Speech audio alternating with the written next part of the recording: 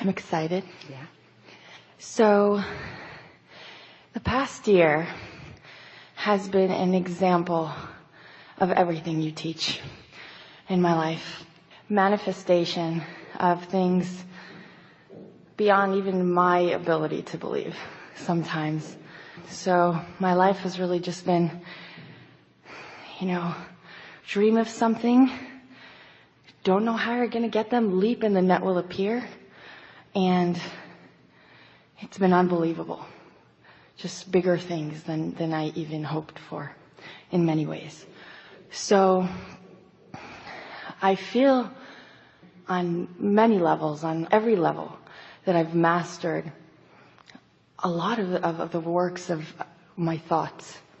However, there are a few, maybe 2 or 3 categories in my life that although I have no worry about them, have no doubt about the manifestation of them in the most beautiful way, just like anything else is manifested. But because there are areas of my life that I continue to want to produce results in, and those results haven't manifested as quickly as I'd like them to be. Do you remember earlier in our conversation today, we talked about the better it gets, the better it gets. Yeah. And how there is a little hook in there for you that sometimes will get you, because the better it gets, the better it gets. And as some things get better, and then other things aren't getting better quite quick enough, and then there's a comparison between the things that are getting better and the things that aren't getting better, then it sort of has a backlash. And all of it means you're a little more conditional than you mean to be. You're a little more of noting the results than you are of the vibration. Because if you were really just enjoying the vibration, oh, you're going to like this. This is how you know the difference. If you were really just enjoying the vibration, which is the healthiest place for you to be, then it wouldn't matter to you. So in this continuum of the thought that is just beginning to turn to the thing and the thought that has turned all the way to the satisfying thing, if you really were mostly exhilarated about the feeling of it, then you really wouldn't care where you are in the continuum of it becoming, because things are unfolding, and you don't have to be all the way there in order to feel good. That's the first time that we've ever said that, and it matters a lot. Think about it. So if you're happy on your way, then you're living life just as you intended. If you're unhappy on your way, or comparing on your way to something that is more happy, then you're hindering yourself just a little bit. Mm-hmm. So you might say to yourself, what difference does it make how close to the manifestation I am if I'm having fun on my way to the manifestation? And we would really like it. We've been talking to you all for years about this. We would like it if you could take the manifestation all the way out of the equation. But then you think that what we're trying to get you to do is just be happy and never mind about the stuff you want. And that isn't what we mean at all. We mean you'll get the stuff you want by being happy without it. You say, oh, Abraham, I don't want to be happy without the stuff I want, because won't the universe say, oh, they're happy without the stuff they want, so don't give them the stuff they want. No, it doesn't work like that. If you're happy without the stuff you want is coming. But if you're unhappy about the stuff you want, then the stuff you want can't come. Ooh. Yeah, it's interesting. I've really been in a place, you've spoken about this before earlier. I've really been in a place with finances, for instance. I've had everything on every scale with finances. I've been really successful and really not. But this year, although it seemed like I was not at all in my most successful place financially, anything I ever dreamed of affording came to me without me having the resources, the money to pay for it. It's really a wonderful thing when you do not try to dictate the vortex through which your well-being comes. When you don't assign a condition or a process to be the carrier of something that you want, but you open to the larger universe and all of its resources, then it is. And then jumps my comparison, and I say, well, wait, if I can manifest all of this, why can't I manifest the result? You can. Yeah. You can. Okay. It's all coming. Here is a good rule of thumb, and it's really come from this discussion that we've had here today. Appreciate when it's easy to appreciate. And don't try to make yourself appreciate something that you're not naturally appreciating, because that falls into the category of efforting, and then it works against you. So let's say that there are 5 things you want and 3 of them you have and 2 of them you don't have. Well, don't work on the 2 you don't have, just appreciate the 3 you do. And by appreciating the 3 you do, the other 2 will come into alignment. But if you pretend that you're appreciating the 2 that you're not really appreciating, now you're efforting. Now you've stirred stuff up. Esther sort of did that with her suitcase. It is no coincidence that her brand new Toomey suitcase was the one that got banged down so hard that the wheel came off. Everything that has everything to do with any of you, but let's talk about that specifically. Everything that has to do with Esther has a sort of lighted vibration on it. And the vibration that Esther has assigned to it is it's getting that treatment from the universe. Everything that touches any of you does. So your bank account has your vibrational number on it. Your vehicles, your assets, your ideas, your talents, your relationships. In other words, nothing that you think about is ever apart from you. So law of attraction is not just responding to you, it's responding to everything about you. Ooh, don't you like knowing that? So let's say Esther was appreciating her suitcase. Let's say she had stood there and just appreciated this lovely thing that carries the stuff she wants from place to place. If she had just spent a little bit of time appreciating, she could have tipped that balance and her suitcase would not have been mishandled. It is our absolute promise to her and to you. But that suitcase represented a sore knee. And she stood in a sort of determination, oh no, you're not going to do that to me again. And so, you think this is crazy talk? This is law of attraction talk. So the suitcase became more burdensome than it had ever been, because with not one wheel, only one wheel left, it becomes a sled that has what? What's the difference between a suitcase? Toomey suitcases are so lovely, they almost pull themselves. The engineering of those wheels is really, really divine. What's the difference between pulling a suitcase with 2 perfectly functioning wheels and one with only one wheel? What's the difference?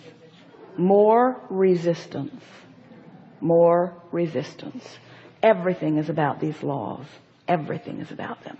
And it will play out in every way until you go, I see now. I feel like that right now, just with what you said. Yeah. I have something else I want to ask you. Saying no. And if I could be more specific in my case, I do a lot of self-development. That's my world and my work. And I lead other people, so it's always important for me to be an example.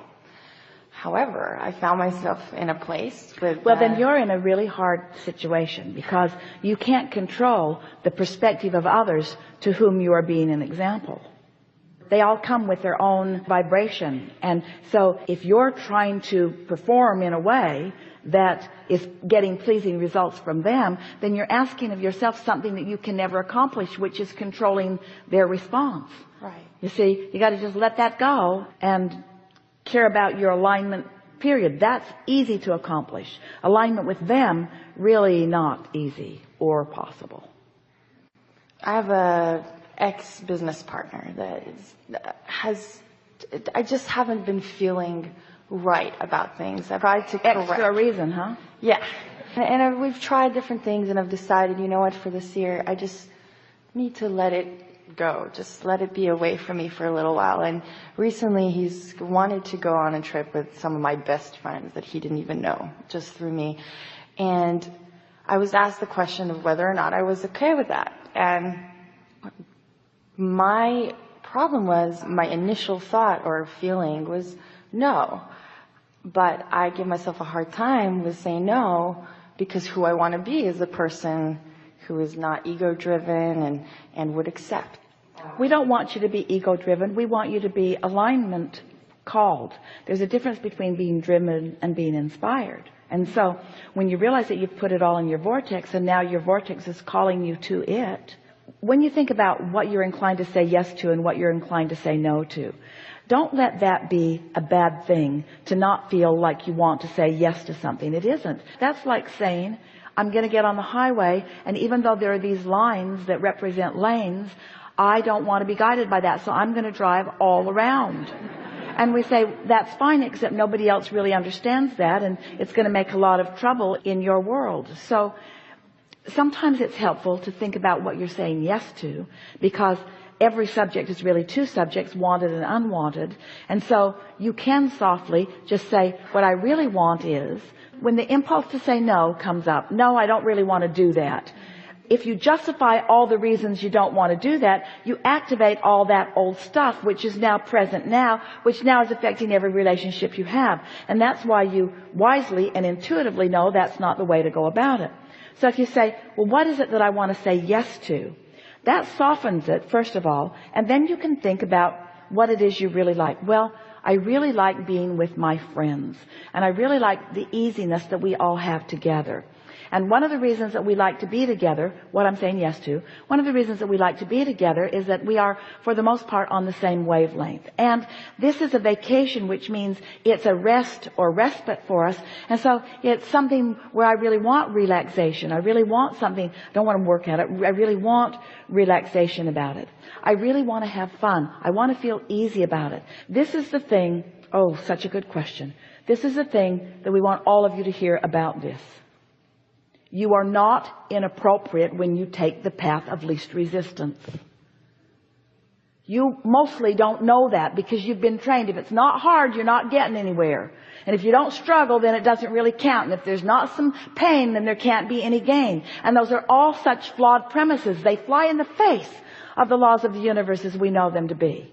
So we want you to soothe yourself into saying, it's all right for me to let my alignment come first. And so if I'm faced with a situation where I know my alignment is going to be challenged, there's nothing wrong with you taking the path of least resistance, because when you accomplish a resistant-free path, you get alignment. And when you get alignment, you get resources, you get replenishment, you get stuff to give to everyone. If you are not selfish enough to align yourself with your resources, you don't have anything to give anyone. And haven't you all had the experience where you did something that you really didn't want to do, and then it just kept showing you why you didn't want to do it?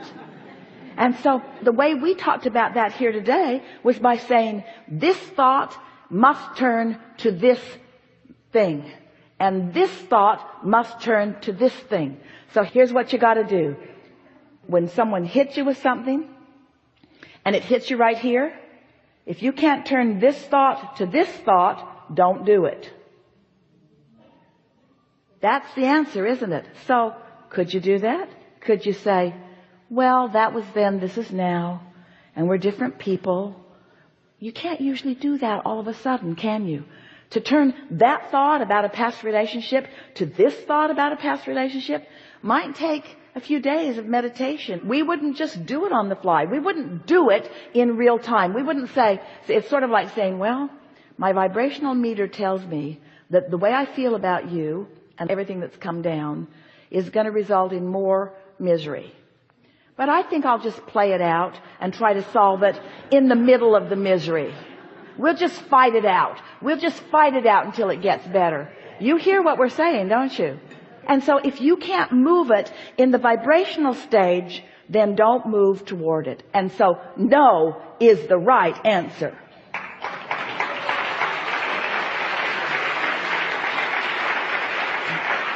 And if you want to soften it a little bit, you could say, I have to say no because I'm not in the right place for us to have a good outcome. In other words, that's telling it like it is.